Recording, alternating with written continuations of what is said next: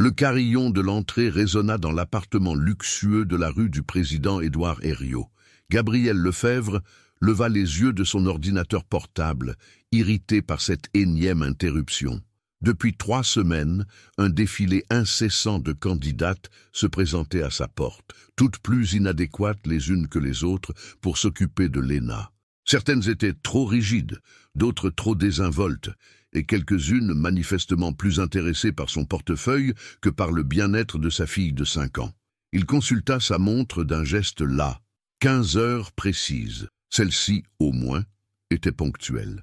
Gabriel se dirigea vers l'entrée en lissant sa chemise blanche, impeccablement repassée, ses chaussures italiennes claquant sur le parquet en chêne massif. Il avait appris à jauger rapidement les gens dans le monde des affaires. Cette compétence lui serait utile aujourd'hui encore. Quand il ouvrit la porte, le temps sembla se figer. Devant lui se tenait une femme aux cheveux châtains, ondulés, retombant doucement sur ses épaules. Ses yeux verts pétillaient d'une douceur familière, et un sourire timide mais sincère éclairait son visage. Elle portait une robe simple en coton bleu marine et tenait nerveusement une petite sacoche en cuir usé entre ses mains. Tout en elle respirait la simplicité et l'authenticité, si différentes des femmes sophistiquées qu'il côtoyait habituellement. Mais ce n'était pas cela qui l'avait figé. C'était cette faussette au coin de sa bouche, quand elle souriait. Ces taches de rousseur délicates sur l'arête de son nez. Cette façon particulière de pencher légèrement la tête quand elle était concentrée ou gênée. « Monsieur Lefebvre » dit-elle d'une voix douce aux accents normands. « Je suis Héloïse Moreau. Nous avions rendez-vous pour le poste de garde d'enfants. » Gabriel resta muet, son cœur battant la chamade. Les souvenirs affluaient par vagues, aussi nets que s'ils dataient d'hier. Une petite fille aux nattes auburn qui courait pieds nus dans les jardins de sa grand-mère. Leurs courses effrénées à travers les champs de blé doré de Normandie, les longues après-midi d'été passées à construire des cabanes dans les pommiers, à pêcher des têtards dans la mare aux canards, à se raconter des histoires fantastiques allongées dans l'herbe haute. Héloïse, sa première amie, sa confidente d'enfance, celle qui avait disparu de sa vie du jour au lendemain, il y avait plus de 20 ans, sans explication, sans au revoir. « Monsieur Lefebvre, tout va bien ?» demanda-t-elle, une pointe d'inquiétude dans la voix. Il cligna des yeux, reprenant contenance. Héloïse l'observait avec curiosité, mais il ne décela aucune reconnaissance dans son regard. Peut-être ne l'avait-elle pas reconnu.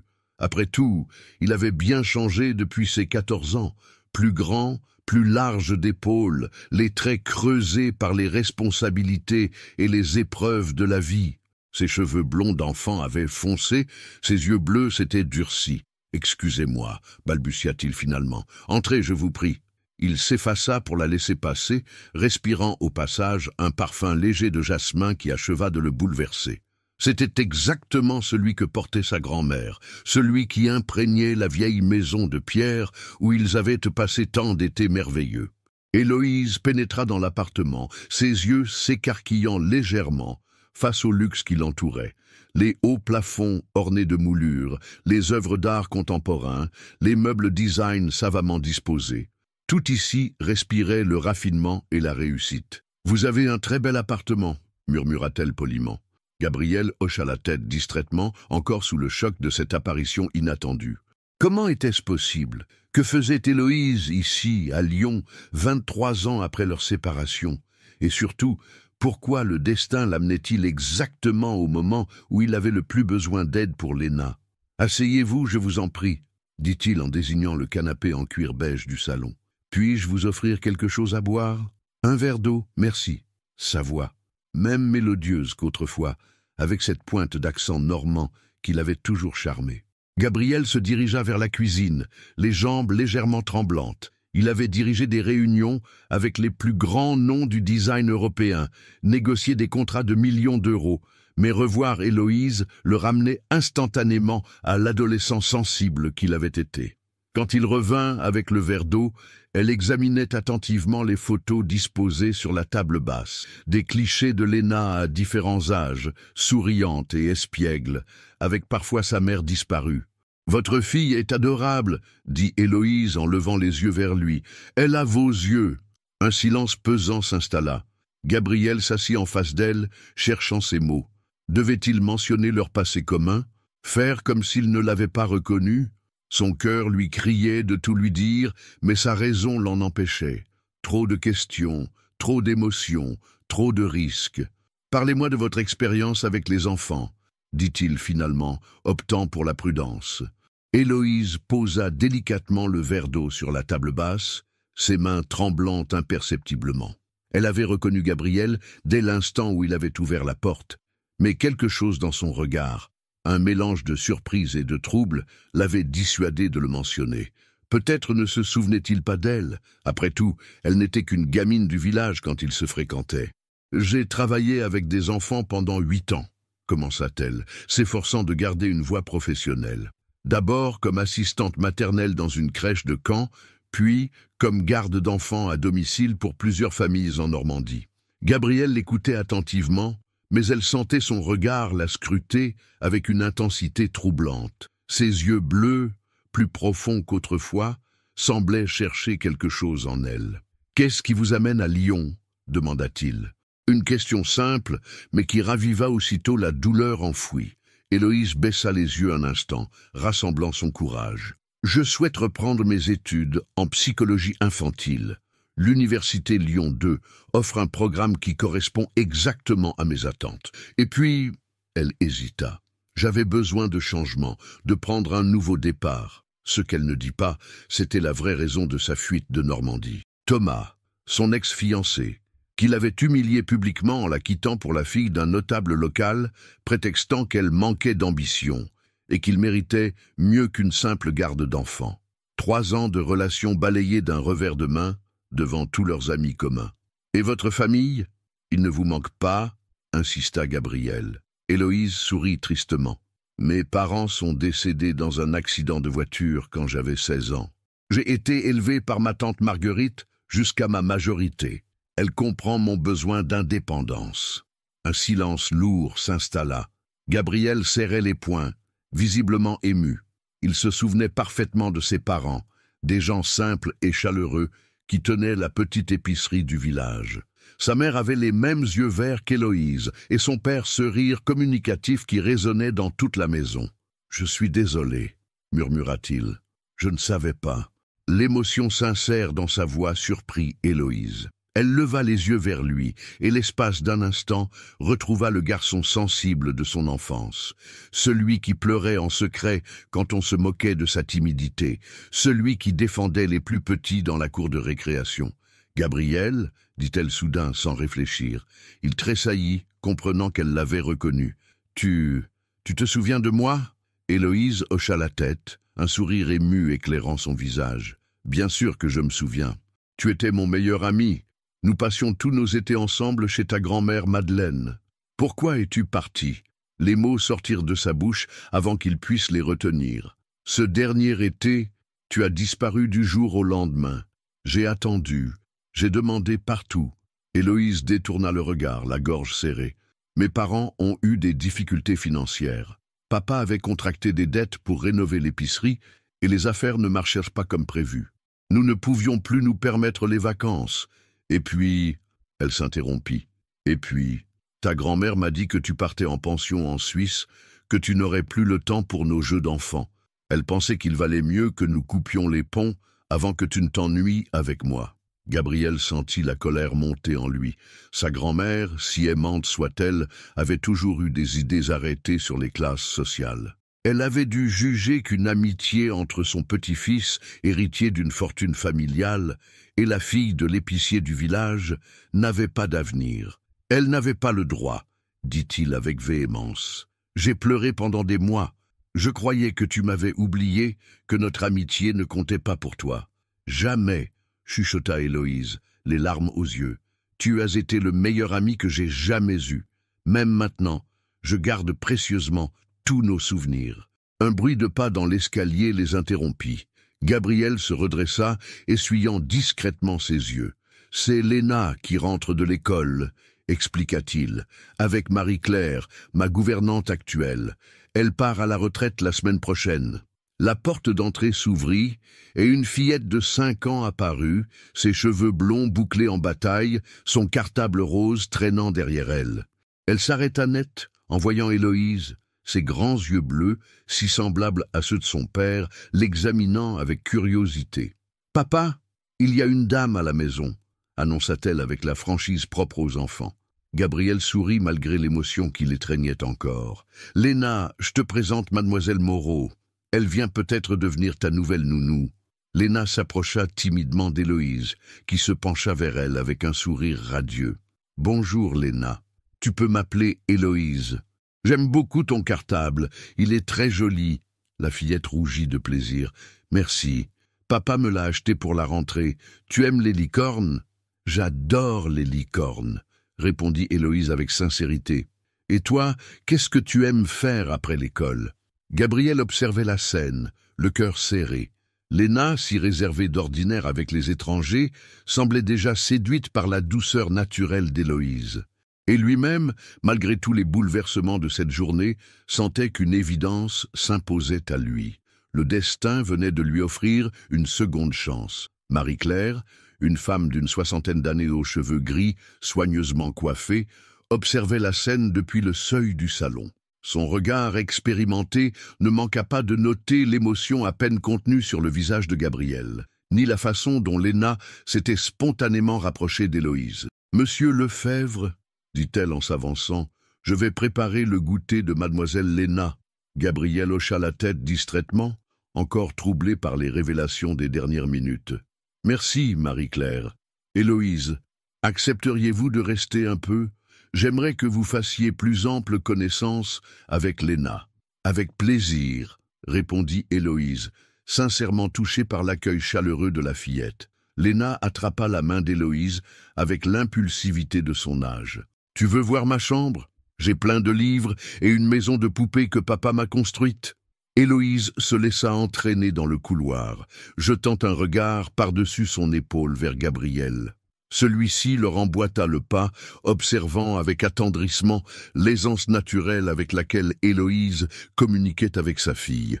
La chambre de Léna était un havre de douceur. Des murs roses poudrés, des étagères remplies de livres colorés, et dans un coin, une magnifique maison de poupées en bois sculpté, reproduction fidèle d'une demeure bourgeoise du XIXe siècle. « Papa l'a faite spécialement pour moi, » expliqua fièrement Léna. « Il sait travailler le bois comme grand-père avant lui. » Héloïse s'agenouilla devant la maison de poupées, admirant le travail minutieux.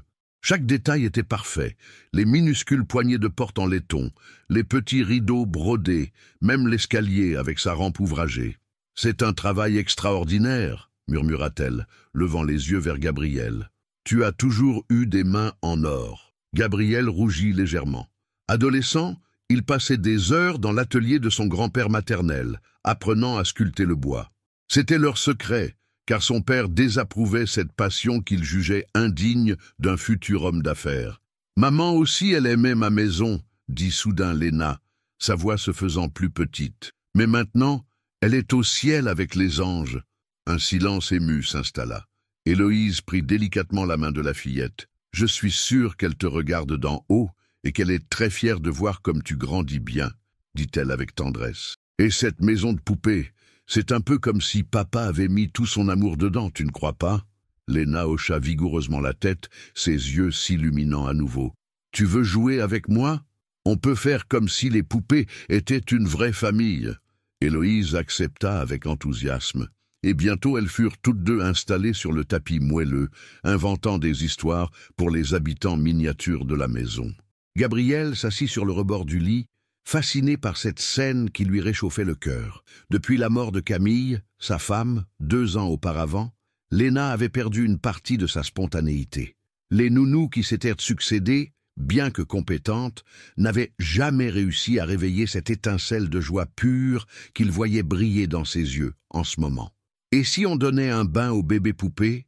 proposa Léna. « Maman faisait toujours ça avant de me coucher. »« C'est une excellente idée, » approuva Héloïse. « Mais d'abord, il faut préparer la petite baignoire et vérifier que l'eau n'est ni trop chaude ni trop froide. » Elles mimèrent avec sérieux tous les gestes d'une vraie toilette. Héloïse prodiguant ses conseils avec la patience d'une professionnelle.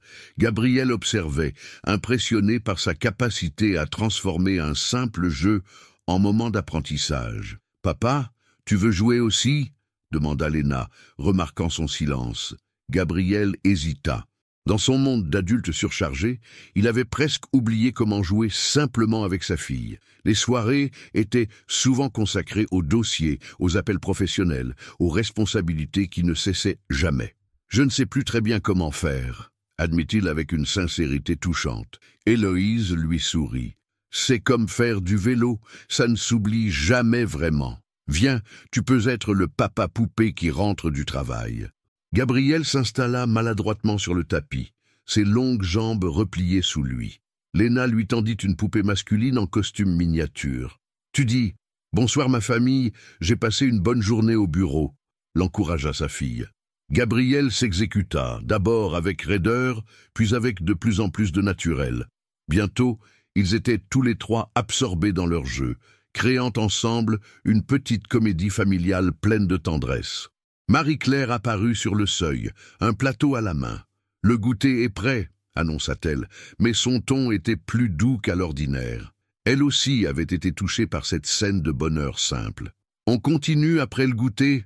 demanda Léna à Héloïse, pleine d'espoir. « Si ton papa est d'accord et si tu manges bien tes tartines ?» répondit Héloïse, en ébouriffant tendrement les boucles de la fillette. Gabriel sentit son cœur se serrer. Pour la première fois depuis longtemps, il voyait sa fille vraiment heureuse, insouciante, et lui-même se sentait apaisé d'une façon qu'il avait presque oubliée. En regardant Héloïse aider Léna à ranger les poupées avant le goûter, il comprit qu'elle n'était pas seulement revenue dans sa vie par hasard. Elle était exactement ce dont ils avaient besoin tous les deux, un pont vers la joie retrouvée. Le goûter se déroula dans une atmosphère détendue que Gabriel n'avait plus connue depuis longtemps. Léna, habituellement sage et réservée pendant les repas, bavardait joyeusement avec Héloïse, lui racontant ses aventures à l'école, ses copines, ses matières préférées. « J'aime bien la maîtresse, mais parfois elle est un peu sévère », confia la fillette en croquant dans sa tartine de confiture. « Et puis, il y a Maxime qui tire toujours mes cheveux. » « Ah, les garçons qui tirent les cheveux !» sourit Héloïse avec complicité. « Parfois, c'est leur façon maladroite de dire qu'ils nous trouvent jolis. » Gabriel observait cet échange, frappé par la facilité avec laquelle Héloïse maniait les codes de l'enfance. Elle ne parlait pas à Léna comme à une adulte miniature, ni ne l'infantilisait. Elle trouvait exactement le bon ton, celui qui respectait l'intelligence de sa fille tout en tenant compte de son âge. « Papa aussi, il tirait les cheveux des filles quand il était petit ?» demanda Léna, espiègle. Gabriel faillit s'étrangler avec son café. Héloïse lui lança un regard amusé, et il y lut une connivence qui le ramena instantanément 23 ans en arrière. « Ton papa était très poli avec les filles ?» répondit diplomatiquement Héloïse. « Il était même plutôt timide. »« Timide ? Papa ?» Léna éclata de rire. « Mais papa, il parle à plein de gens importants au téléphone. Il n'est jamais timide. » Gabriel sourit malgré lui. Sa fille avait raison. L'homme qu'il était devenu n'avait plus grand-chose à voir avec l'adolescent introverti d'autrefois. Les responsabilités, les épreuves, les succès professionnels l'avaient endurci, façonné en un dirigeant sûr de lui. Mais en présence d'Héloïse, il retrouvait des fragments de ce garçon sensible qu'il avait été. Après le goûter, Marie-Claire emmena Léna pour son bain quotidien, laissant Gabriel et Héloïse seuls dans le salon. Un silence confortable s'installa entre eux, chargé de tout ce qu'ils n'avaient pas encore dit. « Elle est merveilleuse », murmura finalement Héloïse. « Intelligente, sensible, bien élevée, tu peux être fier d'elle. »« Ce n'est pas toujours facile », avoua Gabriel. « Depuis la mort de Camille, j'ai l'impression de naviguer à vue. Les nounous se succèdent. Léna s'attache, puis se détache, et moi, il soupira. Moi, je me sens souvent dépassé. » Héloïse le regardait avec compassion. Être parent seul, c'est l'un des défis les plus difficiles qui soient. Mais tu t'en sors très bien. Léna déborde d'amour et de confiance. C'est le plus beau cadeau que tu puisses lui faire. Et toi, demanda-t-il soudain, tu n'as jamais eu envie d'avoir des enfants? Une ombre passa sur le visage d'Héloïse. Si, bien sûr. Thomas et moi, nous avions des projets. Elle s'interrompit, la gorge serrée. Que s'est-il passé?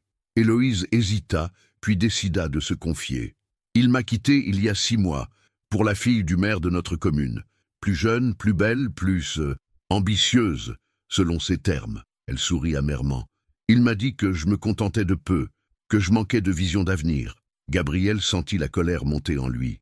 Comment ce Thomas avait-il pu être assez aveugle pour ne pas voir la richesse de cœur d'Héloïse, sa générosité naturelle, sa capacité à créer de la joie autour d'elle?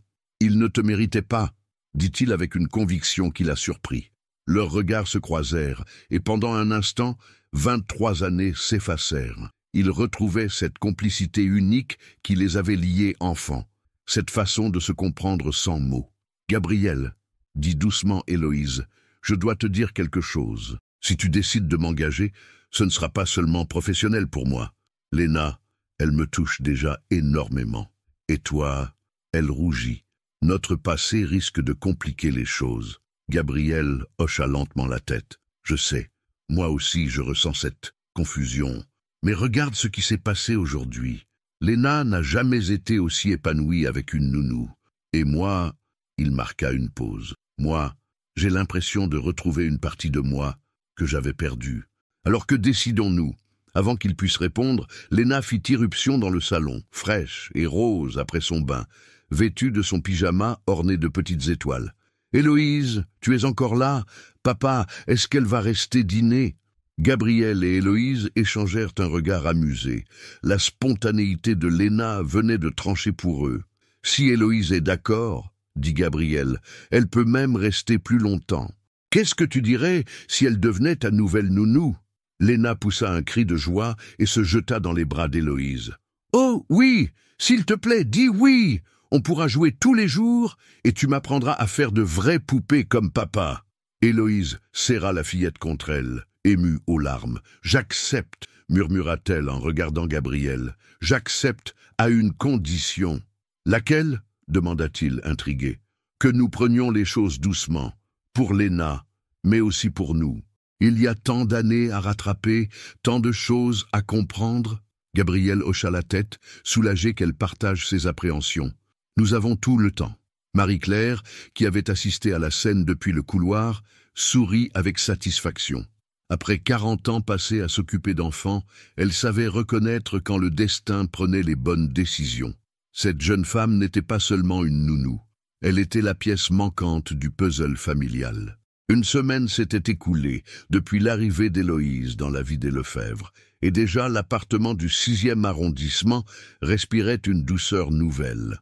Marie-Claire, avant son départ définitif, avait pris soin d'expliquer à Héloïse toutes les habitudes de Léna, ses plats préférés, ses rituels du coucher, ses petites manies d'enfant unique. « Elle aime qu'on lui lise une histoire chaque soir », expliquait la gouvernante en préparant ses dernières affaires. « Et attention, elle connaît par cœur tous ses livres favoris. Impossible de sauter une page. » Héloïse souriait en écoutant ses conseils. Elle avait déjà remarqué l'attention méticuleuse que Léna portait aux détails, cette façon qu'elle avait de corriger gentiment quand on se trompait dans une histoire. « Et Monsieur Lefebvre ?» demanda-t-elle discrètement. « Comment fonctionne-t-il » Marie-Claire s'arrêta dans ses rangements, pesant ses mots. « C'est un homme bon, vous savez. Mais il s'est construit une carapace depuis la mort de sa femme. Il travaille énormément, comme s'il voulait fuir quelque chose. » Elle regarda Héloïse avec bienveillance. « Avec vous, j'ai l'impression qu'il retrouve un peu de légèreté. Léna aussi d'ailleurs. » Effectivement, en quelques jours seulement, la petite routine s'était installée naturellement. Héloïse accompagnait Léna à l'école chaque matin, la récupérait l'après-midi, l'aidait pour ses devoirs et organisait des activités créatives qui raviaient la fillette. Gabriel, lui, observait cette transformation avec un mélange d'émerveillement et d'inquiétude. Il rentrait plus tôt du bureau, prétextant des rendez-vous annulés, mais en réalité attiré par cette atmosphère chaleureuse qui avait envahi son foyer. Ce jeudi soir, il poussa la porte de l'appartement pour découvrir Héloïse et Léna dans la cuisine, toutes deux couvertes de farine en train de confectionner des sablés. « Papa, s'écria Léna en se précipitant vers lui, laissant des traces blanches sur son costume sombre. « On fait des biscuits pour le goûter de demain. Héloïse m'apprend la recette de sa grand-mère. » Gabriel sourit en époussetant sa veste. « Et qu'est-ce que ça donne ?»« Goûte. » Léna lui tendit un sablé encore tiède, légèrement déformé, mais doré à point. Gabriel croqua le biscuit et ferma les yeux, saisi par un vertige de souvenirs. Ce goût, cette texture fondante aux notes de vanille et de beurre de Normandie, c'était exactement les sablés que confectionnait la mère d'Héloïse dans sa petite cuisine de l'épicerie. « C'est délicieux !» murmura-t-il, la voix légèrement enrouée. Héloïse, qui l'observait, comprit qu'il avait reconnu la recette. Leurs regards se croisèrent par-dessus la tête blonde de Léna, et une émotion partagée passa entre eux. « Maman aussi, elle faisait des gâteaux !» dit soudain Léna, son enthousiasme se teintant de mélancolie. « Mais pas des sablés, elle préférait les tartes aux pommes. » Un silence gêné s'installa. Gabriel se raidit, comme chaque fois que sa fille évoquait Camille. Héloïse, elle, s'agenouilla pour se mettre à la hauteur de Léna. « Ta maman avait très bon goût, » dit-elle doucement. « Les tartes aux pommes, c'est délicieux aussi. Si tu veux, un jour, on pourra en faire une ensemble. Tu me montreras comment elle les préparait. » Léna hocha vigoureusement la tête, rassurée qu'on ne cherche pas à effacer le souvenir de sa mère. Gabriel fut touché par cette délicatesse. Contrairement aux autres nounous qui évitaient soigneusement le sujet, Héloïse accueillait naturellement les références à Camille. « Papa, tu veux nous aider à finir ?» proposa Léna. « Il reste encore de la pâte. » Gabriel hésita. Il n'était pas habitué à ce genre d'activité domestique.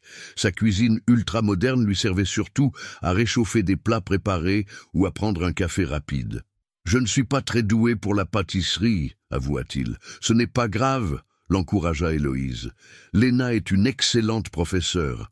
N'est-ce pas, ma puce ?» La fillette se redressa, fière de son nouveau statut. « Oui, d'abord, il faut se laver les mains très bien, et après, on forme des petites boules comme ça. » Gabriel obtempéra, retroussant ses manches de chemise. Bientôt, il était absorbé par cette tâche simple, guidé par les instructions précises de sa fille et les encouragements d'Héloïse. « Tu vois, tu es très doué », le félicita Léna quand il réussit à former un sablé à peu près rond. « Effectivement », approuva Héloïse avec un sourire taquin, « tes talents de sculpteur reservent. » Gabriel la regarda, surpris qu'elle se souvienne de ce détail de leur enfance. « Tu as une excellente mémoire. Pour certaines choses, oui. » Ils terminèrent la fournée dans une atmosphère détendue, ponctuée par les bavardages de Léna et les éclats de rire quand l'un d'eux ratait la forme de son biscuit. Quand les derniers sablés sortirent du four, dorant parfaitement, Gabriel réalisa qu'il n'avait pas pensé une seule fois au travail. « Papa, » dit Léna en se levant contre lui, « je suis contente qu'Héloïse soit venue chez nous. » Gabriel caressa tendrement les cheveux de sa fille. « Moi aussi, ma chérie. » Il leva les yeux vers Héloïse, qui rangeait la cuisine avec des gestes précis et naturels. Elle avait relevé ses cheveux en chignon lâche, quelques mèches s'échappant autour de son visage, et portait un tablier fleuri qui lui donnait un air délicieusement rétro. Pour la première fois depuis la mort de Camille, Gabriel osait imaginer que leur maison puisse redevenir un vrai foyer. 3 semaines avaient passé depuis l'arrivée d'Héloïse, et la vie avait pris un rythme paisible dans l'appartement de la rue du président Édouard Herriot. Ce soir-là, Gabriel rentrait exceptionnellement tard d'une réunion avec des clients japonais. Il était près de 22 heures quand il poussa discrètement la porte d'entrée, s'attendant à trouver l'appartement plongé dans le silence. Mais une douce lumière filtrait sous la porte du salon, accompagnée du murmure d'une conversation. Intrigué, Gabriel s'approcha sans bruit et entr'ouvrit délicatement la porte. Héloïse était assise en tailleur sur le canapé, un livre ouvert sur les genoux, face à Léna qui était censée dormir depuis longtemps. La fillette en pyjama semblait agitée, ses joues encore humides de larmes récentes. « J'ai encore fait le cauchemar !» chuchotait Léna. « Celui où maman disparaît dans un grand trou noir et où je ne peux pas la rattraper. » Le cœur de Gabriel se serra. Il savait que sa fille faisait parfois des cauchemars liés à la mort de Camille, mais elle n'en parlait jamais avec lui. Peut-être par peur de le rendre triste ou simplement parce qu'elle sentait son malaise face à ces sujets. « C'est très effrayant ces rêves-là, » répondit Héloïse avec douceur. « Moi aussi, j'en ai fait après la mort de mes parents. Parfois, la nuit, notre cœur a besoin d'exprimer sa tristesse. »« Toi aussi, tes parents sont morts ?» demanda Léna, ses grands yeux bleus écarquillés. « Oui, ma puce, j'avais 16 ans, c'était très dur. » Léna se blottit contre Héloïse, qui l'entoura de ses bras protecteurs. Gabrielle retenait son souffle, bouleversée par cette scène d'intimité. « Comment tu as fait pour ne plus avoir peur ?» demanda la fillette. « Eh bien, réfléchit Héloïse, j'ai appris quelque chose d'important. Les personnes qu'on aime ne disparaissent jamais vraiment. Elles continuent à vivre dans notre cœur, dans nos souvenirs, dans toutes les belles choses qu'elles nous ont apprises. Mais dans mon cauchemar, maman, elle tombe, et je ne peux rien faire. C'est normal d'avoir peur de ne pas pouvoir protéger ceux qu'on aime. Mais écoute-moi bien, ta maman n'est pas tombée dans un trou noir. Elle est simplement partie vers un endroit où il n'y a plus de souffrance, plus de maladie. Et de là-haut, elle veille sur toi. » Léna leva ses yeux vers le plafond, comme si elle cherchait à apercevoir sa mère. « Tu crois qu'elle me voit quand je joue, quand je fais mes dessins ? J'en suis certaine, et elle doit être si fière de voir comme tu grandis bien, comme tu es intelligente et gentille. Papa, il est triste quand je parle de maman, » confia Léna dans un murmure. « Alors je ne dis rien, mais parfois ça me fait mal au ventre. » Gabriel ferma les yeux, accablé par cette révélation. Il avait cru protéger sa fille en évitant le sujet, mais en réalité, il l'avait contrainte au silence. « Les papas aussi ont le droit d'être tristes, » expliqua Héloïse. « Ils aiment très fort, et quand ils perdent quelqu'un d'important, ça leur fait mal au cœur. Mais ça ne veut pas dire qu'il ne faut plus en parler. Au contraire, partager nos souvenirs, c'est comme allumer une petite bougie pour la personne qui nous manque. Je peux te dire un secret ?» chuchota Léna. « Bien sûr. Parfois, je me dis que si maman est partie, c'est parce que j'ai pas été assez sage, que si j'avais été plus gentille, elle serait restée. » Gabrielle sentit son cœur se briser. Comment sa petite fille avait-elle pu porter un tel fardeau de culpabilité sans qu'il s'en aperçoive? « Oh, ma chérie !» murmura Héloïse en serrant Léna plus fort. « Ce n'est pas du tout de ta faute. Les maladies, c'est comme la pluie ou le vent. Ça arrive sans qu'on puisse rien y faire. Ta maman est partie parce que son corps était très malade, pas parce que tu n'étais pas sage. Tu en es sûre? Absolument certaine. Et tu veux que je te dise? Ta maman, elle a eu la plus belle des chances, celle d'être la maman d'une petite fille extraordinaire comme toi. Même si elle est partie, elle garde ce bonheur-là pour toujours. » Léna sourit à travers ses larmes. « Tu restes encore un peu? J'ai moins peur quand tu es là. Je reste le temps qu'il faut. » Gabriel recula silencieusement, bouleversé par ce qu'il venait d'entendre. Il monta à l'étage, dans son bureau, et s'effondra dans son fauteuil. Comment avait-il pu être si aveugle, si maladroit? Héloïse avait réussi en quelques minutes à libérer sa fille d'un poids qu'elle portait depuis 2 ans. Elle avait trouvé les mots justes, ceux qu'il n'avait jamais su prononcer. 1 heure plus tard, il entendit des pas discrets dans l'escalier. Héloïse montait sans doute se coucher dans la petite chambre d'amis qu'il avait mise à sa disposition. Il sortit de son bureau et la croisa dans le couloir. Elle sursauta légèrement, ne s'attendant pas à le voir. « Gabriel, je ne savais pas que tu étais rentré. Je viens d'arriver. Léna dort ? » « Oui, paisiblement maintenant. » Ils se regardèrent dans la pénombre du couloir, et Gabriel lut dans ses yeux qu'elle savait qu'il avait tout entendu. « Merci, » dit-il simplement, la voix rauque d'émotion. « Merci d'avoir été là pour elle, d'avoir trouvé les mots que je n'arrive pas à dire. Gabriel, tu n'as pas à te reprocher quoi que ce soit. Être parent, c'est le plus difficile métier du monde. Et toi, tu fais de ton mieux. J'ai l'impression d'échouer constamment. » Héloïse posa une main douce sur son bras. « Tu ne vois donc pas à quel point Léna t'aime, à quel point elle est fière de toi. Tu es un père merveilleux, Gabriel. Il faut juste que tu te fasses confiance. » Dans l'intimité de ce couloir silencieux, avec pour seul témoin les ombres de la nuit, Gabriel sentit quelque chose se fissurer en lui, une carapace qu'il s'était forgée depuis trop longtemps. Le samedi suivant, pour la première fois depuis des mois, Gabriel annula tous ses rendez-vous professionnels. Héloïse avait suggéré une sortie au parc de la Tête d'Or, et l'idée d'une journée en famille. Ce mot qu'il n'osait plus prononcer l'avait séduit malgré ses appréhensions. « Papa, tu viens vraiment avec nous ?» s'était exclamée Léna au petit déjeuner, ses yeux brillants d'incrédulité. « Tu ne vas pas au bureau ?»« Non, ma chérie. Aujourd'hui, c'est jour de congé pour papa. » Léna avait poussé un cri de joie et s'était jetée dans ses bras, manquant de renverser sa tasse de chocolat chaud. Gabriel avait ri, vraiment ri, pour la première fois depuis longtemps.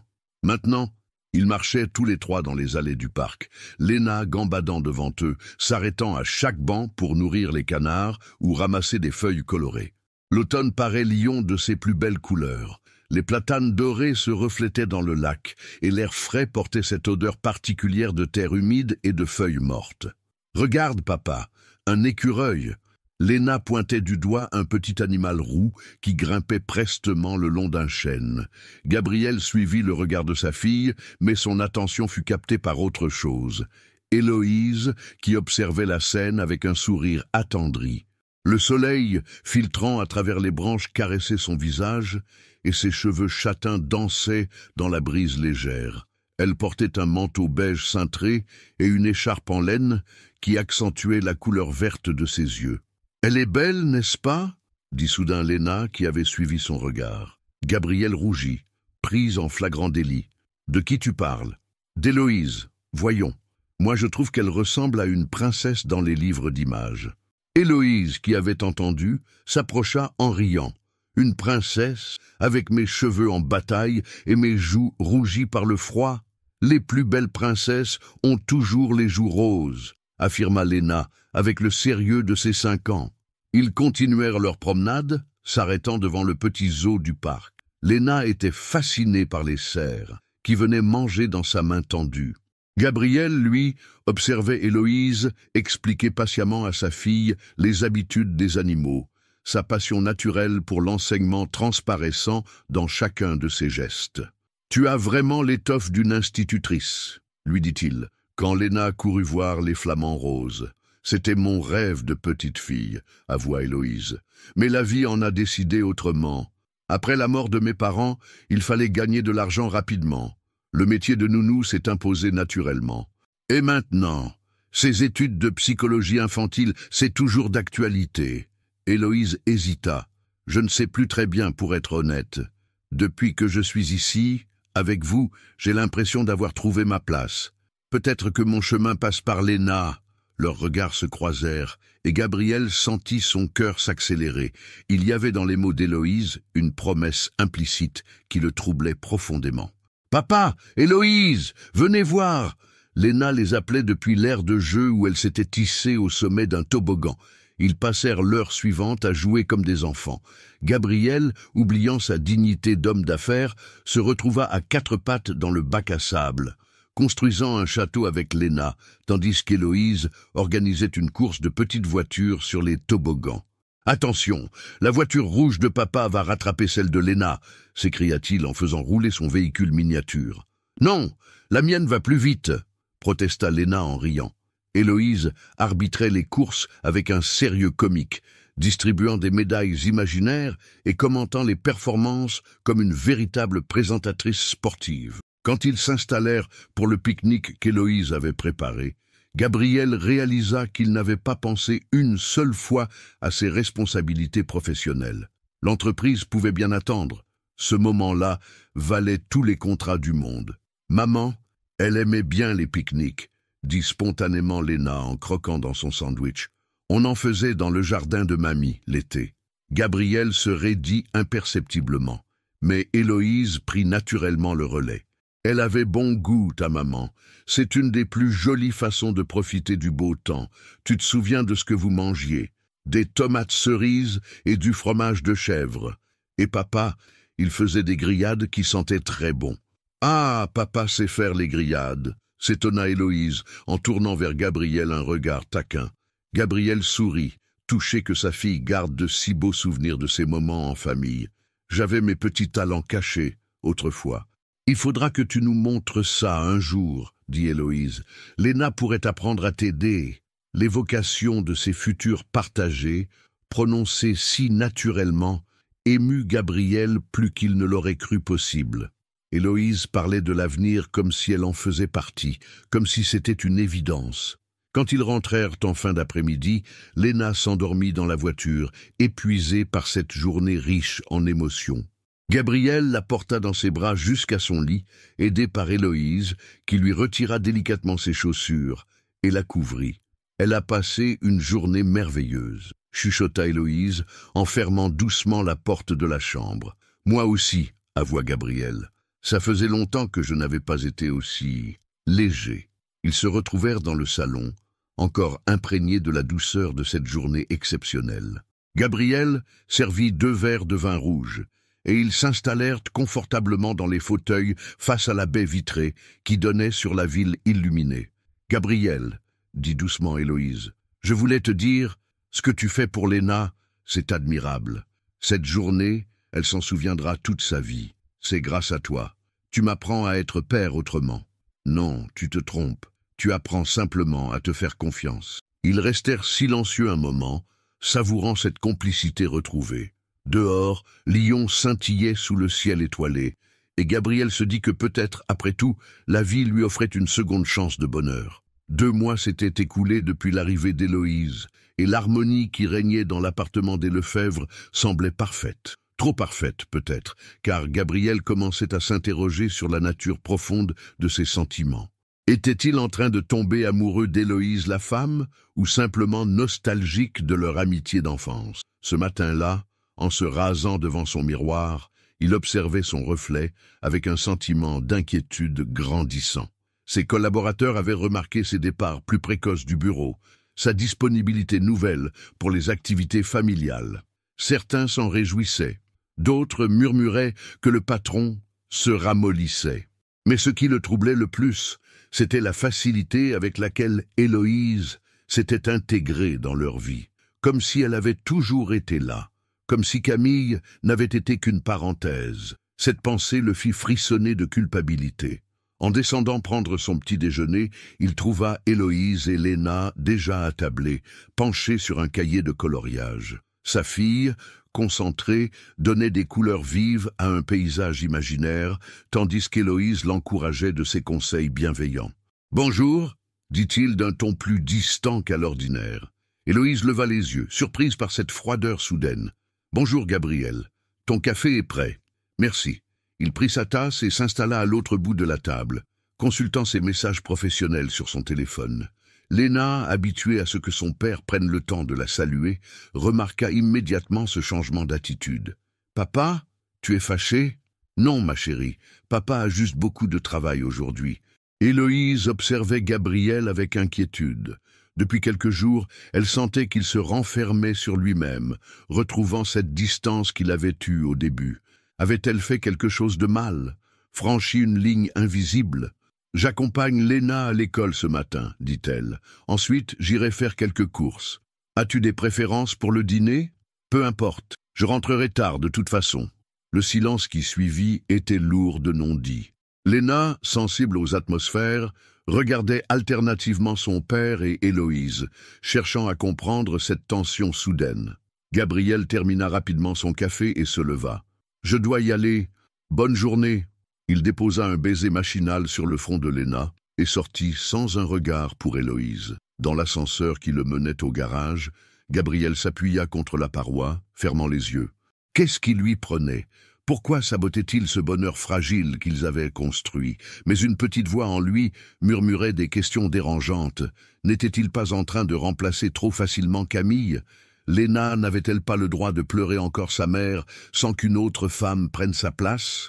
Au bureau, sa secrétaire, Madame Durand, remarqua immédiatement son humeur sombre. « Monsieur Lefebvre, vous avez votre rendez-vous avec les architectes de Milan à 14 heures, puis la présentation du projet Horizon à 16 heures. Très bien.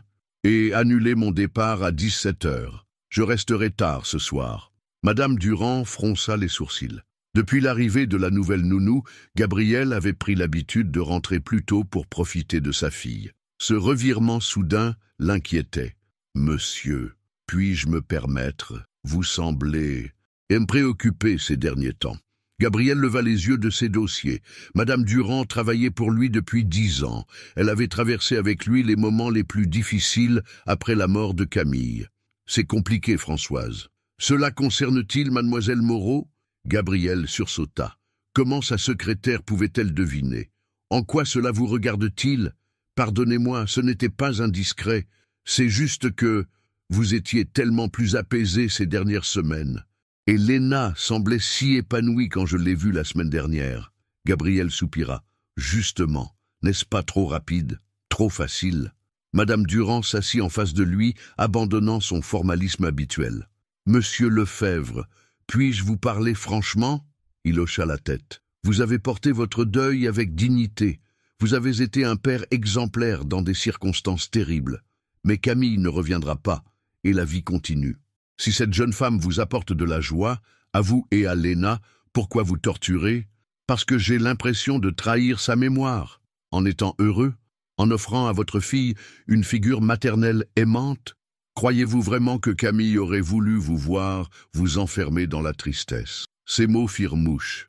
Gabriel se souvenait des dernières conversations avec sa femme, avant qu'elle ne sombre dans le coma.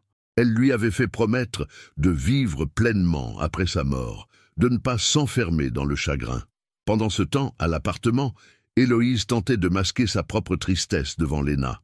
Après avoir déposé la fillette à l'école, elle était rentrée et avait entrepris un grand ménage, comme pour évacuer sa frustration. Qu'avait-elle fait de mal? Avait-elle été trop familière, trop présente? Gabriel semblait regretter leur rapprochement, et cette pensée lui brisait le cœur. Son téléphone sonna. C'était sa tante Marguerite, depuis la Normandie. « Ma chérie, comment vas-tu?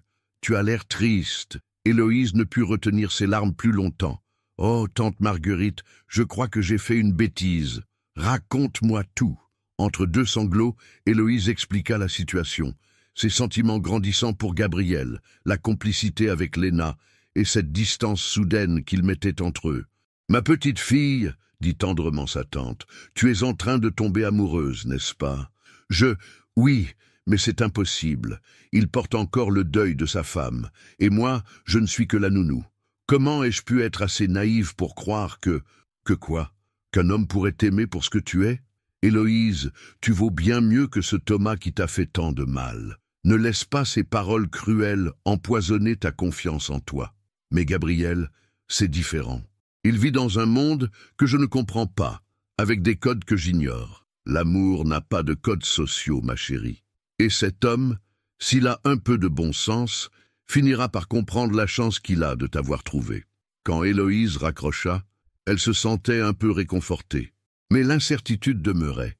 Devait-elle se battre pour ce bonheur fragile ou accepter que certains rêves étaient trop beaux pour être vrais?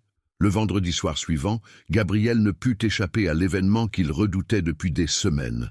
Le gala annuel de son entreprise, un dîner de prestige au Grand Hôtel Dieu, où se réunissaient les plus grands noms du design et de l'architecture lyonnaise. Une soirée où il devait jouer son rôle de dirigeant accompli, sourire aux investisseurs et serrer des mains influentes. Héloïse avait proposé de garder Léna plus tard que prévu, comprenant l'importance de cette soirée professionnelle. Gabriel l'avait remercié d'un hochement de tête distant, maintenant depuis une semaine, cette froideur qui blessait la jeune femme sans qu'elle en comprenne la raison. En ajustant son smoking devant le miroir de sa chambre, Gabriel tentait de se préparer mentalement à cette mascarade sociale. Il savait qu'on l'observerait, qu'on commenterait sa vie privée, qu'on s'étonnerait encore de le voir sans accompagnatrice. L'Hôtel Dieu, magnifiquement restauré, accueillait la fine fleur de Lyon dans ses salons éclairés de lustres étincelants. Gabriel évoluait avec aisance entre les groupes, échangeant des politesses convenues et discutant projets futurs. Mais son esprit était ailleurs, hanté par l'image d'Héloïse bordant Léna dans son petit lit. « Gabriel, mon cher ami !» Il se retourna pour découvrir Hervé Monclerc, un concurrent de longue date, accompagné d'une femme élégante aux cheveux platine. Hervé dirigeait une agence concurrente et ne ratait jamais une occasion de se montrer condescendant. « Hervé, bonsoir. Comment allez-vous? »« À merveille. Permettez-moi de vous présenter Victoria Delacroix, décoratrice d'intérieur et... » Il marqua une pause théâtrale. Ma fiancée, depuis peu. Victoria tendit une main parfaitement manucurée, ornée d'un diamant imposant. Elle était indéniablement belle, sophistiquée, exactement le type de femme qu'on s'attendait à voir au bras d'un homme de leur milieu. Enchanté, monsieur Lefebvre. Hervé m'a beaucoup parlé de vous et de vos créations remarquables. Tout le plaisir est pour moi, madame. Ah, Gabriel, reprit Hervé avec un sourire narquois. Toujours célibataire, à ce que je vois. Il faut vous remettre en selle, mon vieux. Un homme de votre standing ne peut rester seul indéfiniment. Gabriel serra les dents, sentant la colère monter. Je me porte très bien, merci. Bien sûr, mais pensez à votre fille. Une petite a besoin d'une mère, d'une vraie dame pour l'éduquer convenablement. Victoria approuva d'un hochement de tête compatissant. C'est si important, l'éducation. Une nurse, c'est bien pour les premiers soins, mais pour former une jeune fille de bonne famille. J'ai trouvé une excellente gouvernante, répliqua Gabriel, plus sèchement qu'il ne l'aurait voulu. Une gouvernante? Hervé haussa les sourcils. Pas une simple nounou, j'espère. Ces filles-là, vous savez, elles s'attachent, elles s'imaginent des choses. Il faut faire attention à ne pas leur donner de faux espoirs. Le sang de Gabriel ne fit qu'un tour. Comment Hervé osait-il insinuer de telles choses? Mais avant qu'il puisse répondre, une voix féminine s'éleva derrière lui. « Gabriel, quelle surprise de vous voir ici !» Il se retourna pour découvrir Mélanie Château, une ancienne connaissance de Camille. Brune, élégante, issue de la grande bourgeoisie lyonnaise, elle avait toujours eu un faible pour lui, même du vivant de sa femme. « Mélanie, bonsoir !» Elle s'approcha pour l'embrasser sur les joues, s'attardant légèrement. « Vous êtes encore plus séduisant qu'avant, si c'est possible. Le veuvage vous va bien. » Gabriel recula imperceptiblement, mal à l'aise avec cette familiarité. Hervé et Victoria observèrent la scène avec un intérêt non dissimulé. Mélanie Château se présenta-t-elle aux autres. « Amie de longue date de la famille Lefebvre, chère Camille me manque tellement. »« Ah, vous connaissez Monsieur Lefebvre depuis longtemps ?» s'enquit Victoria. « Oh oui, nos familles se fréquentent depuis toujours. Gabriel et moi, nous avons même dansé ensemble au bal des débutantes, n'est-ce pas ?» Elle lui adressa un sourire complice. « Avant qu'il ne rencontre Camille, bien entendu. » Gabriel sentait le piège se refermer sur lui. Cette conversation prenait une tournure qu'il détestait, pleine de sous-entendus et de conventions sociales étouffantes. « Mélanie dirige maintenant la galerie d'art de sa famille, » expliqua Hervé. « Une femme accomplie, cultivée. Exactement le profil qu'il vous faut, Gabriel. Hervé, s'il vous plaît... » « Non, non, laissez-moi dire, vous avez besoin de quelqu'un de votre monde, qui comprenne vos responsabilités, vos obligations, quelqu'un qui sache recevoir, qui puisse vous accompagner dans vos fonctions. » Mélanie rougit de plaisir. Hervé est trop flatteur, mais il est vrai que j'ai l'habitude de ces milieux. Et surtout, continua Hervé impitoyablement, quelqu'un qui ne risque pas de vous causer d'embarras. Vous imaginez si l'on apprenait que le PDG de Lefebvre Design fréquente sa domestique. Le scandale. Cette fois, Gabriel explosa. « Hervé, vous dépassez les bornes. Allons, allons, ne vous fâchez pas. Je dis cela pour votre bien. Ces filles-là, elles sont parfaites pour s'occuper des enfants, mais il ne faut pas confondre les genres. Une liaison avec le personnel, cela fait toujours mauvais effet. De quoi parlez-vous exactement ?» Hervé sourit méchamment. « Oh, rien de précis. Mais on entend des choses. Votre nouvelle nounou semble très présente, très à l'aise dans votre appartement. Les gens jasent, vous savez. » Gabriel sentit le monde s'écrouler autour de lui. Ainsi, on parlait déjà d'eux. On spéculait sur sa relation avec Héloïse. La pensée que le nom de la jeune femme puisse être sali par ses ragots lui était insupportable. « Je pense que cette conversation a assez duré, » dit-il d'une voix glaciale. « Gabriel, ne le prenez pas mal, » intervint Mélanie d'un ton mielleux. « Nous nous inquiétons sincèrement pour vous et pour votre petite Léna. Cet enfant a besoin de stabilité, d'une vraie famille recomposée avec des gens de son milieu. » Gabriel les planta là sans un mot de plus, se dirigeant vers le bar d'un pas raide. Il commanda un whisky qu'il but d'un trait, tentant de calmer la rage qui bouillonnait en lui. Mais le mal était fait. Les paroles venimeuses d'Hervé résonnaient dans sa tête, réveillant toutes ses peurs, tous ses doutes. Et si les gens pensaient vraiment qu'Héloïse profitait de sa situation? Et si sa présence dans leur vie finissait par nuire à la réputation de Léna? Pour la première fois depuis des semaines, Gabriel remit en question l'évidence qui s'était imposée à lui. Héloïse était-elle vraiment sa solution ou son plus grand problème? Gabriel rentra chez lui ce soir-là, l'esprit en ébullition, hanté par les insinuations d'Hervé et les regards entendus qu'il avait croisés toute la soirée. Plus il y réfléchissait, plus il se convainquait que sa relation avec Héloïse était une erreur qui risquait de compromettre l'avenir de Léna. Il poussa la porte de l'appartement vers minuit, s'attendant à trouver le silence. Mais une lumière douce filtrait du salon et il entendit le murmure de la télévision. Héloïse était restée éveillée, allongée sur le canapé, un livre ouvert sur la poitrine, assoupie devant un film. Gabriel s'arrêta sur le seuil, contemplant cette scène d'intimité domestique qui, quelques heures plus tôt, l'aurait ému. Maintenant, elle lui semblait dangereuse, déplacée.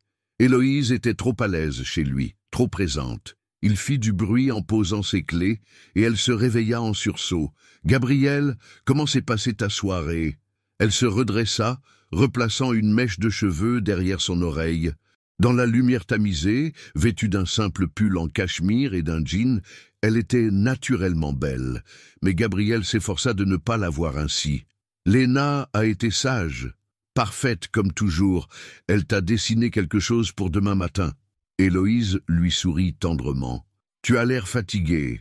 La soirée a été difficile ?» Gabriel ne répondit pas tout de suite, se versant un verre d'eau à la cuisine. Quand il revint dans le salon, son visage était fermé, distant. « Héloïse, il faut qu'on parle. » Le ton glacial de sa voix fit frémir la jeune femme. Elle se leva lentement, pressentant que quelque chose de grave allait se jouer. « Bien sûr. De quoi veux-tu parler ?» Gabriel prit une inspiration profonde, se préparant à prononcer les mots qui allaient tout détruire. « Je pense qu'il est temps que tu cherches un autre emploi. » Le silence qui suivit fut assourdissant. Héloïse le regardait, incrédule, comme si elle n'avait pas bien compris. « Pardon, tu m'as très bien entendu. Cette situation ne peut plus durer. » « Quelle situation ?» Héloïse sentait la panique monter en elle. « Gabriel, je ne comprends pas. Qu'est-ce qui s'est passé? Qu'ai-je fait de mal ?»« Tu n'as rien fait de mal, c'est justement le problème. » Gabriel se détourna, incapable de soutenir son regard blessé. « Tu t'es trop bien intégré ici. Léna s'attache trop à toi. Et moi ?» Il s'interrompit. « Et toi ?» Moi, je me suis laissé aller à croire que nous pourrions être plus qu'un employeur et sa nounou. » Héloïse sentit son cœur se briser et renaître d'espoir dans la même seconde. « Et c'est si terrible ?» Oui. Gabriel se retourna enfin vers elle, le visage dur. « Parce que nous n'évoluons pas dans le même monde, Héloïse. Parce que les gens parlent déjà. Parce que Léna a besoin de stabilité, pas d'une relation bancale qui finira mal. »« Une relation bancale ?» répéta Héloïse, la voix tremblante. « Et c'est comme ça que tu vois ce qui se passe entre nous ? Je ne vois rien du tout. Il ne se passe rien entre nous.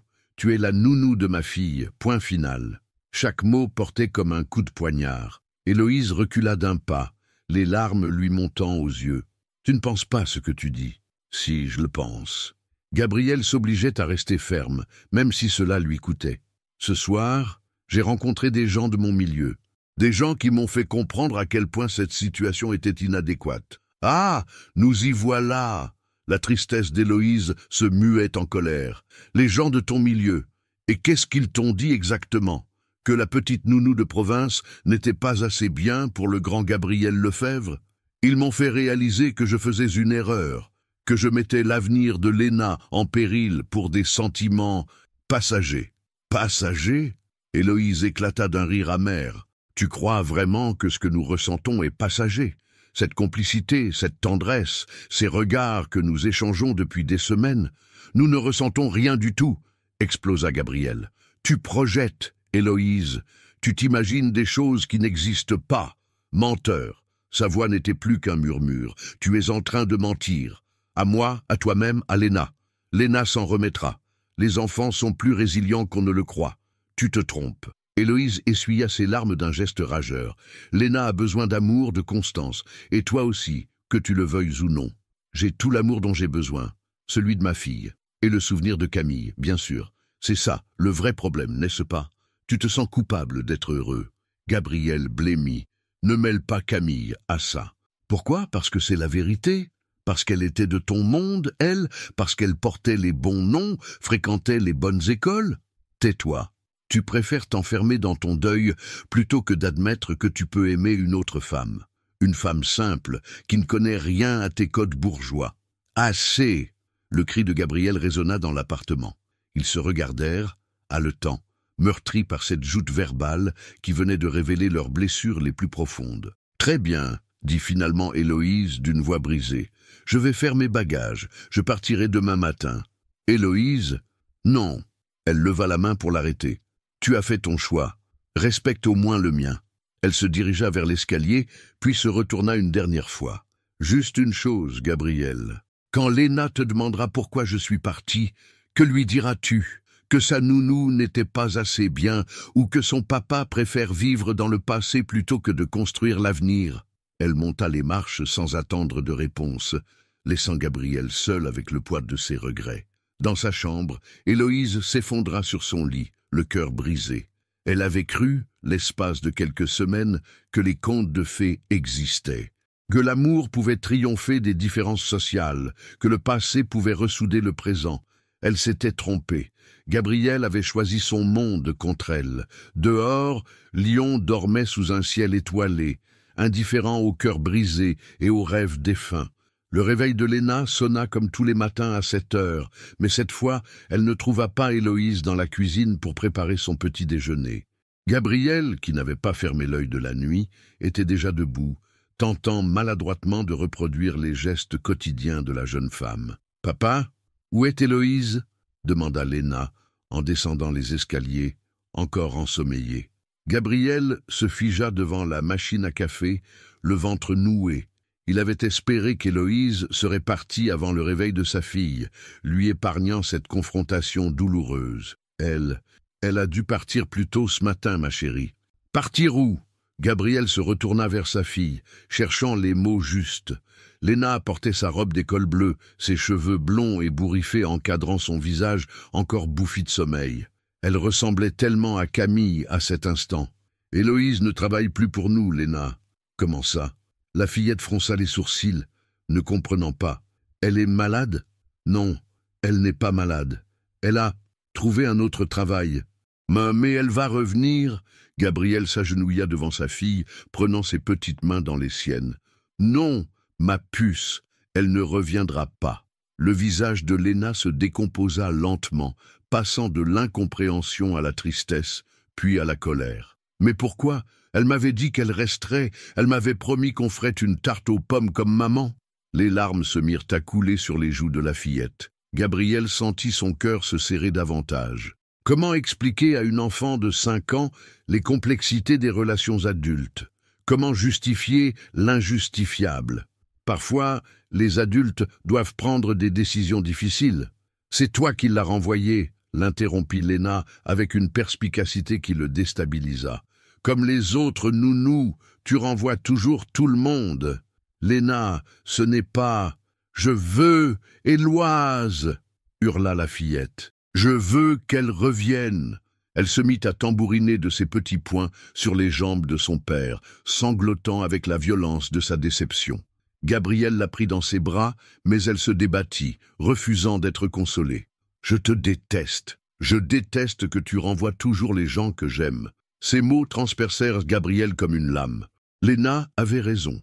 Il avait effectivement renvoyé plusieurs nounous, toujours pour de bonnes raisons en apparence, mais au fond par peur de l'attachement. Il fallut plus d'1 heure pour calmer Léna, et quand Gabriel la déposa à l'école, elle avait les yeux rouges et ne lui dit pas au revoir. L'institutrice, Madame Blanchard, remarqua immédiatement l'état de la fillette. « Léna va bien, monsieur Lefebvre ? Elle semble très triste ce matin. Elle traverse une période difficile. Notre gouvernante vient de partir. » Madame Blanchard hocha la tête avec compassion. « Les enfants s'attachent si vite. J'espère que vous trouverez rapidement quelqu'un d'autre. » Gabriel acquiesça machinalement, mais au fond de lui, il savait qu'il ne chercherait personne d'autre. Du moins, pas tout de suite. Au bureau, la journée fut un calvaire. Gabriel ne parvenait pas à se concentrer, se surprenant à composer le numéro d'Héloïse avant de raccrocher. Il avait trouvé sa lettre de démission sur la table du salon, rédigée d'une écriture soignée, quelques lignes polies et distantes, qui ne laissaient rien transparaître de sa douleur. Madame Durand, sa secrétaire, observait son comportement avec inquiétude. « Monsieur Lefebvre, vous avez manqué votre rendez-vous de 14 heures avec l'équipe marketing. » Gabriel leva les yeux de ses dossiers, désorienté. « Quel rendez-vous ? Celui que nous avons reporté 3 fois déjà. »« Monsieur, puis-je vous demander ce qui ne va pas ?» Gabriel soupira profondément. « Mademoiselle Moreau nous a quittés. »« Oh ?» Madame Durand marqua une pause. « Je suis désolé, Léna doit être bouleversée. Elle me déteste. Les enfants disent des choses qu'ils ne pensent pas quand ils ont mal. Non, Françoise, cette fois, elle a raison. Je détruis tout ce que je touche. » Pendant ce temps, de l'autre côté de Lyon, Héloïse avait trouvé refuge dans un petit hôtel du 5e arrondissement, en attendant de savoir quoi faire de sa vie. Elle avait passé la matinée à chercher un emploi sur Internet, mais rien ne l'intéressait vraiment. Comment reprendre une vie normale après avoir goûté au bonheur? Son téléphone vibra. Un message de Léna, écrit avec l'aide de l'institutrice. « Héloïse, tu me manques. Papa est méchant. Reviens, s'il te plaît. » Héloïse fondit en larmes, serrant son téléphone contre son cœur. Cette petite fille lui manquait terriblement, tout comme son père buté et orgueilleux. Elle se dirigea vers la fenêtre de sa chambre d'hôtel qui donnait sur les toits de la ville. Quelque part là-bas, Gabriel et Léna vivaient sans elle. Avaient-ils déjà oublié leur complicité? Les fous rires dans la cuisine? Les histoires du soir? Son téléphone sonna. Sa tante Marguerite. « Ma chérie, comment vas-tu » ? « Comme quelqu'un qui vient de perdre sa famille, » répondit Héloïse d'une voix brisée. « Raconte-moi tout. » Héloïse relata les événements de la veille, les paroles cruelles de Gabriel, sa fuite précipitée. Sa tante l'écouta en silence, puis soupira longuement. « Ce garçon est un imbécile. Il a peut-être raison, au fond. Nous ne vivons pas dans le même monde. Baliverne, l'amour n'a pas de frontières sociales. Ton Gabriel a simplement peur, et la peur rend lâche. Que dois-je faire? Te battre, pour toi, pour cette petite fille, pour cet homme qui ne sait pas ce qu'il veut. Je ne peux pas le forcer à m'aimer. Non, mais tu peux lui montrer ce qu'il perd. Héloïse, ma chérie, parfois l'amour demande du courage. Es-tu prête à être courageuse? » Héloïse regarda à nouveau par la fenêtre, vers cette ville qui abritait son cœur brisé. Quelque part, Léna pleurait son départ, et Gabriel s'enfonçait dans ses regrets. « Oui, » murmura-t-elle. « Je crois que oui. Il était temps de se battre pour son bonheur, même si cela signifiait affronter les conventions d'un monde qui ne voulait pas d'elle. » Une semaine s'était écoulée depuis le départ d'Héloïse, et l'appartement des Lefebvre ressemblait à un mausolée. Gabriel avait engagé une nounou intérimaire, Madame Bertrand, une femme efficace mais froide qui s'acquittait de ses tâches sans âme. Léna la tolérait à peine, réclamant chaque soir le retour d'Héloïse. Ce vendredi après-midi, Gabriel rentra plus tôt du bureau, espérant passer du temps avec sa fille pour réparer leur relation abîmée. Il trouva Léna dans sa chambre, assise par terre, un dessin étalé devant elle. « Qu'est-ce que tu fais, ma puce ?» Léna leva vers lui des yeux encore humides. « Je dessine Héloïse pour pas l'oublier. » Gabriel s'agenouilla à côté d'elle, observant le dessin. Avec ses crayons de couleur, Léna avait représenté 3 personnages se tenant par la main, elle au milieu, Héloïse d'un côté, lui de l'autre. Au-dessus, un soleil jaune souriait et des cœurs roses flottaient dans le ciel. « C'est nous 3 quand on était heureux, » expliqua Léna d'une voix triste, « avant que tu renvoies Héloïse. » Gabriel sentit sa gorge se serrer. « Léna, papa n'a pas renvoyé Héloïse. C'est plus compliqué que ça. »« Non, c'est pas compliqué, » protesta la fillette avec la logique implacable de l'enfance. « Tu l'aimais, elle t'aimait, moi je vous aimais tous les deux. Pourquoi ça peut pas continuer? Parce que... » Gabriel chercha ses mots. Comment expliquer à une enfant les préjugés sociaux, les conventions, la peur de l'engagement? Parce que maman, demanda soudain Léna. Gabriel sursauta. « Qu'est-ce que tu veux dire? Tu as peur d'oublier maman si tu aimes Héloïse ?» La perspicacité de sa fille le bouleversa. « Non, ma chérie, je n'oublierai jamais maman. » Alors pourquoi? Gabriel contempla le dessin de sa fille, cette représentation innocente du bonheur qu'ils avaient connu. Pourquoi, en effet? Parce que Hervé Monclerc et ses semblables ne comprendraient-ils pas? Parce que Mélanie Château correspondait mieux aux critères de son milieu. « Papa, » reprit Léna d'une petite voix, « je peux te dire un secret? » « Bien sûr. Avant que maman parte au ciel, elle m'a dit quelque chose. Elle m'a dit que si un jour tu rencontrais une dame très gentille qui nous aimerait tous les deux, il faudrait que je sois contente pour toi. » Gabriel sentit le monde vaciller autour de lui. « Maman t'a dit ça? » ?»« Oui, elle a dit que les papas aussi ont le droit d'être heureux, et que l'amour, ça fait jamais de mal à personne. » Les larmes montèrent aux yeux de Gabriel. Il se souvenait maintenant de cette conversation qu'il avait eue avec Camille, quelques jours avant sa mort. Elle lui avait fait promettre de ne pas s'enfermer dans le deuil, de laisser une chance au bonheur s'il se présentait. « Et tu penses qu'Héloïse, c'est cette dame très gentille ?» Léna hocha vigoureusement la tête. « Elle nous aime, papa. Vraiment, vraiment. Et toi aussi tu l'aimes, même si tu fais semblant du contraire. » Gabriel prit sa fille dans ses bras, écrasé par l'évidence de cette vérité simple. Léna avait raison, Héloïse les aimait, et lui l'aimait aussi, désespérément, malgré ses peurs et ses préjugés. « Qu'est-ce qu'on fait maintenant ?» demanda-t-il à sa fille, comme si elle était devenue soudain plus sage que lui. « On va la chercher, et on lui dit qu'on s'excuse d'avoir été bête. » Gabriel sourit à travers ses larmes. « Tu crois qu'elle nous pardonnera? Si on lui offre des fleurs et qu'on lui fait un gros câlin, oui. » Gabriel serra sa fille plus fort contre lui. « Tu as raison, ma puce. Il faut qu'on répare nos bêtises. » Mais où trouver Héloïse? Il n'avait aucune idée de l'endroit où elle logeait maintenant. Il pourrait appeler sa tante en Normandie, mais son téléphone sonna. « Madame Durand, Monsieur Lefebvre, excusez-moi de vous déranger, mais j'ai reçu un appel étrange. Une libraire du 5e arrondissement demande si vous connaissez une certaine Héloïse Moreau. Apparemment, elle a postulé chez eux et a donné votre nom comme référence. » Le cœur de Gabriel fit un bond. Quelle libraire? Les Petites Merveilles, rue de la Bombarde, spécialisée dans les livres pour enfants. Gabriel sourit. Bien sûr qu'Héloïse avait choisi une librairie pour enfants. C'était tellement elle. « Madame Durand, annulez tous mes rendez-vous de lundi.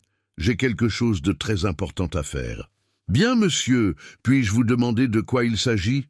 Je vais reconquérir la femme de ma vie. » Il raccrocha et se tourna vers Léna, qui avait suivi la conversation avec de grands yeux brillants. « Papa, ça veut dire qu'on va retrouver Héloïse? Ça veut dire qu'on va tout faire pour ça, ma chérie. » Léna poussa un cri de joie et se jeta dans ses bras. « Je savais que tu étais pas vraiment méchant. » Cette nuit-là, pour la première fois depuis une semaine, Gabriel dormit paisiblement. Il avait un plan, et surtout, il avait retrouvé l'espoir. Le lendemain matin, il se réveillerait avec une mission, prouver à Héloïse qu'il était capable de choisir l'amour plutôt que les conventions, qu'elle valait tous les sacrifices, tous les combats contre les préjugés de son milieu, car il avait enfin compris que le bonheur de sa fille et le sien dépendaient d'elle. Il était temps de reconnaître ses erreurs et de se battre pour racheter sa lâcheté. Le lundi matin, Gabriel se réveilla avec une détermination qu'il n'avait plus ressentie depuis longtemps. Léna, qui avait participé à l'élaboration de leur plan de reconquête pendant tout le week-end, trépignait d'impatience. « Papa, tu as pris les fleurs ?» Gabriel sourit en montrant le bouquet de pivoine rose qu'ils avaient choisi ensemble chez le fleuriste. Héloïse avait un jour mentionné que c'était ses fleurs préférées, et Léna s'en souvenait parfaitement. Et le dessin? Léna brandit fièrement sa création, une nouvelle version de son dessin de famille, mais cette fois avec un ciel bleu et un grand arc-en-ciel. En bas, elle avait écrit en lettres colorées « Héloïse, reviens, on t'aime. » « Et toi, papa, tu sais quoi dire ?» Gabriel hocha la tête, bien qu'il soit en réalité terrifié. « Et que dire à une femme qu'on a blessée par orgueil et par peur? Comment s'excuser d'avoir choisi les conventions sociales plutôt que l'amour? Je lui dirai la vérité, ma puce, que j'ai été un imbécile et que je l'aime. » Léna applaudit. « Ça, c'est bien. Les dames, elles aiment qu'on leur dise qu'on les aime. » Gabriel espérait que sa fille avait raison. Ils prirent la voiture pour se rendre dans le 5e arrondissement. La librairie, les Petites Merveilles, se trouvait dans une rue pittoresque, entre une boulangerie aux parfums alléchants et un café aux tables fleuries. La vitrine colorée débordait de livres pour enfants, et des guirlandes de dessins d'écoliers décoraient l'intérieur. Gabriel poussa la porte, son cœur battant à tout rompre. Une clochette tinta joyeusement, et une voix familière s'éleva du fond de la boutique. « J'arrive! Une seconde !» Héloïse apparut de derrière une étagère, un livre à la main, ses cheveux relevés en chignon négligé. Elle portait une robe fleurie simple et un cardigan beige qui lui donnait l'air d'une institutrice d'autrefois. Quand elle les vit, son visage se figea. « Gabriel, Léna !» La fillette ne put se retenir plus longtemps. Elle courut vers Héloïse et se jeta dans ses bras, manquant de la faire tomber. « Héloïse, tu m'as tellement manqué. Papa aussi, tu lui manques, mais il veut pas le dire. » Héloïse serra Léna contre elle, les larmes aux yeux. « Ma petite puce, tu m'as manqué aussi. » Elle leva les yeux vers Gabriel, qui était resté figé près de l'entrée, le bouquet de fleurs à la main. Il avait l'air d'un homme qui venait de retrouver son oxygène. « Qu'est-ce que vous faites ici ?»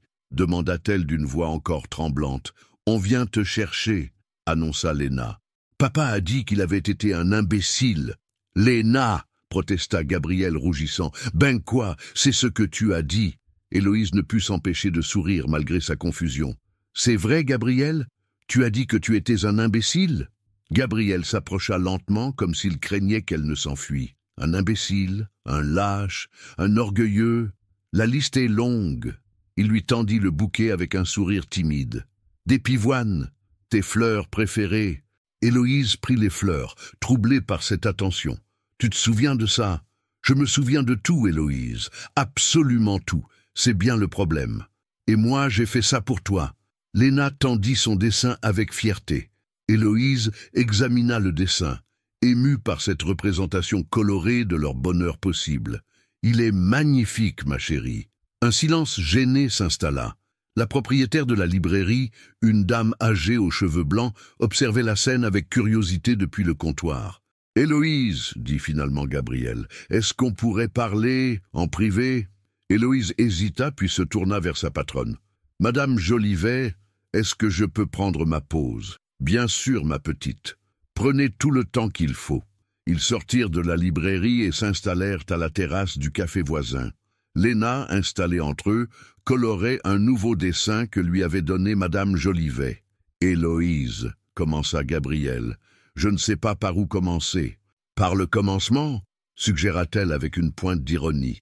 Gabriel prit une inspiration profonde. « Le commencement, c'est que j'ai eu peur. Peur de ce que je ressentais pour toi, peur de ce que penseraient les gens, peur de trahir la mémoire de Camille. Et maintenant, j'ai compris que la vraie trahison, c'était de refuser le bonheur. Camille voulait que je vive, que Léna grandisse dans l'amour. Et toi, il marqua une pause. Toi, tu nous apportes exactement ça. » Héloïse sentait son cœur se réchauffer, mais elle résistait encore. « Et qu'est-ce qui a changé? Les gens de ton milieu vont continuer à parler, à juger. Qu'ils parlent, qu'ils jugent. Je m'en moque éperdument. » Gabriel prit sa main dans la sienne. « Héloïse, j'ai passé une semaine en enfer, une semaine à voir Léna dépérir, à me haïr moi-même, à regretter chaque mot cruel que je t'ai dit. Papa, il a même pas mangé ses légumes, » ajouta Léna sans lever les yeux de son coloriage. Gabriel sourit malgré lui. « Ma fille a raison. J'étais devenu un zombie, parce que tu es devenue essentielle, Héloïse, pas seulement pour Léna, pour moi aussi. » Héloïse libéra doucement sa main. « Gabriel, je ne peux pas vivre dans l'incertitude. J'ai besoin de savoir que tu ne changeras pas d'avis au premier regard désapprobateur, au premier commentaire déplacé. Je comprends. Et j'ai quelque chose à te proposer. » Il sortit de sa poche une petite boîte de velours bleu. Héloïse écarquilla les yeux. « Gabriel, qu'est-ce que... »« Ce n'est pas ce que tu crois, » dit-il rapidement. « Enfin, pas encore. C'est une bague de promesses. La promesse que nous prendrons le temps de nous retrouver, de construire quelque chose de solide, sans précipitation mais sans peur non plus. » Il ouvrit la boîte, révélant un anneau en or blanc orné d'une pierre verte, de la couleur exacte des yeux d'Héloïse. « Une émeraude, » murmura-t-elle, « comme tes yeux. » Acceptes-tu de me donner une seconde chance, de nous donner une chance ?» Léna avait cessé de colorier et regardait Héloïse avec des yeux pleins d'espoir. « S'il te plaît, Héloïse, on sera une vraie famille, tous les trois. » Héloïse regarda tour à tour Gabriel et Léna, ces deux êtres qui avaient bouleversé sa vie. L'homme qu'elle aimait malgré ses faiblesses, et cette petite fille qui avait besoin d'elle autant qu'elle avait besoin d'elle. « D'accord, » chuchota-t-elle finalement. « Oui, j'accepte votre promesse. » Gabriel passa la bague à son doigt, et Léna poussa un cri de joie qui fit se retourner tous les clients de la terrasse. Pour la première fois depuis des semaines, ils étaient à nouveau réunis. Et cette fois, rien ne viendrait les séparer. 6 mois plus tard, le jardin de la maison que Gabriel avait acheté dans les collines de Caluire et Cuire résonnait des éclats de rire de Léna et de ses nouveaux camarades de classe. C'était son 6e anniversaire, et Héloïse avait organisé une fête mémorable dans ce qui était devenu leur vrai foyer. Gabriel observait la scène depuis la terrasse, un sourire attendri aux lèvres. Héloïse, vêtue d'une robe d'été jaune pâle, orchestrait les jeux avec une patience infinie, transformant chaque enfant en explorateur intrépide à la recherche d'un trésor caché dans le jardin. « Papa, viens jouer avec nous !» cria Léna en agitant une carte au trésor confectionnée par Héloïse. Gabriel abandonna ses préparatifs de barbecue. Il avait tenu sa promesse d'apprendre à faire de vraies grillades et rejoignit la joyeuse troupe. L'homme d'affaires rigide qu'il avait été semblait appartenir à une autre vie. « Où faut-il chercher, capitaine Léna ?» demanda-t-il en se mettant au garde-à-vous. Sa fille gloussa. « Près du grand chêne. » Héloïse a dit qu'il fallait compter 20 pas depuis la balançoire. Ils partirent tous en exploration, Gabriel portant sur ses épaules le plus petit du groupe, un garçon de 4 ans qui était le frère d'une amie de Léna. En quelques mois, Gabriel avait appris à s'amuser véritablement, redécouvrant les plaisirs simples de l'enfance grâce à Héloïse et à sa fille. Le trésor fut découvert sous une pile de feuilles soigneusement arrangées. Une boîte remplie de petits cadeaux et de bonbons pour chaque enfant. Héloïse avait pensé à tout, y compris aux allergies alimentaires et aux goûts particuliers de chacun. « Comment fais-tu pour te souvenir de tout ?» lui demanda Gabriel plus tard, tandis qu'ils débarrassaient ensemble la table du goûter. « J'écoute », répondit simplement Héloïse. « C'est tout. » Gabriel la prit dans ses bras, respirant le parfum de jasmin qui l'avait ensorcelé dès le premier jour. « Tu es extraordinaire, tu sais. Toi aussi, tu as changé. Tu es devenu l'homme que j'espérais. Grâce à toi. Non, grâce à nous. Grâce à Léna aussi. » Ils regardèrent la fillette qui jouait encore avec ses amis, rayonnante de bonheur. En 6 mois, elle avait retrouvé toute sa joie de vivre, et plus encore. Elle s'épanouissait dans cette nouvelle configuration familiale, appelant naturellement Héloïse « Maman Héloïse », pour la distinguer de Maman du ciel. « Gabriel » dit soudain Héloïse, « j'ai quelque chose à te dire. » Il y avait dans sa voix une émotion particulière qui alerta Gabriel. « Qu'est-ce qu'il y a ?» J'ai reçu ma réponse de l'université, pour le master en psychologie infantile. Gabriel sentit son cœur se serrer. Il n'avait jamais vraiment reparlé de ce projet d'études. « Et j'ai été accepté. Les cours commencent en septembre. » Un silence s'installa. Gabriel se demandait si Héloïse allait partir, reprendre sa vie d'avant, poursuivre ses rêves loin d'eux. « Félicitations !» dit-il finalement, s'efforçant de masquer son inquiétude. « C'est merveilleux !» Héloïse sourit, amusée par son expression tendue. « Tu ne me demandes pas dans quelle université ?»« Si, bien sûr. Laquelle ?»« Lyon 2, le programme que je visais depuis le début. » Gabriel poussa un soupir de soulagement si audible qu'Héloïse éclata de rire. « Tu croyais vraiment que j'allais vous abandonner ? J'ai eu peur, je l'avoue. Gabriel Lefebvre, tu es décidément incorrigible. Après tout ce qu'on a traversé, tu penses encore que je pourrais partir ?» Elle lui montra la bague de promesse qu'elle portait toujours à son doigt. « Cette bague, c'est un engagement. Et moi, contrairement à certains, je tiens mes promesses. » Gabriel rougit, se souvenant de sa lâcheté passée. « Pardonne-moi, c'est juste que le bonheur me fait encore peur parfois. Il faut apprendre à lui faire confiance. Maman Héloïse, papa !» Léna accourait vers eux, tenant quelque chose dans ses mains. « Regardez ce que j'ai trouvé !» C'était une petite plume d'oiseau, irisée et délicate. Elle était sur la tombe de maman, dans le cimetière d'à côté. Maman m'envoie un cadeau pour mon anniversaire. Gabriel et Héloïse échangèrent un regard ému. Le cimetière de Loyasse n'était effectivement qu'à quelques centaines de mètres, et ils s'y rendaient régulièrement avec Léna pour fleurir la tombe de Camille. « C'est un très beau cadeau, » dit doucement Héloïse. « Ta maman veille toujours sur toi. »« Sur nous, » corrigea Léna avec sagesse. « Elle veille sur nous trois, parce qu'on est une famille maintenant. » Ces mots simples résumaient tout. Ils étaient une famille, recomposée certes, mais unie par un amour vrai et profond. Camille faisait partie de cette famille aussi, présente dans leurs souvenirs et leurs cœurs, bénissant leur bonheur nouveau. Ce soir-là, après le départ des invités, ils se retrouvèrent tous les trois dans le salon de leur nouvelle maison. Léna, épuisée par les émotions de la journée, s'était endormie entre eux sur le canapé, sa petite plume précieusement serrée dans sa main. « Je t'aime !» murmura Gabriel à Héloïse par-dessus la tête de sa fille. « Moi aussi, je t'aime. Même si je suis parfois lâche et orgueilleux, surtout parce que tu es capable de le reconnaître. » Gabriel caressa tendrement les cheveux de Léna, puis ceux d'Héloïse. « Tu sais ce qui me rend le plus heureux ? » ?»« Quoi ? » ?»« C'est que nous ayons tout le temps devant nous. Plus de précipitation, plus de peur. Juste l'avenir à construire ensemble, jour après jour. » Héloïse sourit, apaisée. « Avec peut-être un frère ou une sœur pour Léna un jour. » Gabriel sentit son cœur s'emballer. « Tu y penses vraiment ? » ?»« J'y pense. Pas tout de suite, mais un jour. Qu'est-ce que tu en dis ? » ?»« Je dis que tous mes rêves sont en train de se réaliser. » Dehors, Lyon scintillait sous les étoiles. Dans quelques mois, Héloïse reprendrait ses études. Gabriel continuerait de faire prospérer son entreprise et Léna grandirait entourée d'amour. L'avenir leur appartenait, lumineux et serein. Gabriel n'avait voulu qu'une nounou pour sa fille. Il avait trouvé l'amour de sa vie et la mère que Léna méritait. Parfois, le destin sait mieux que nous ce dont nous avons besoin.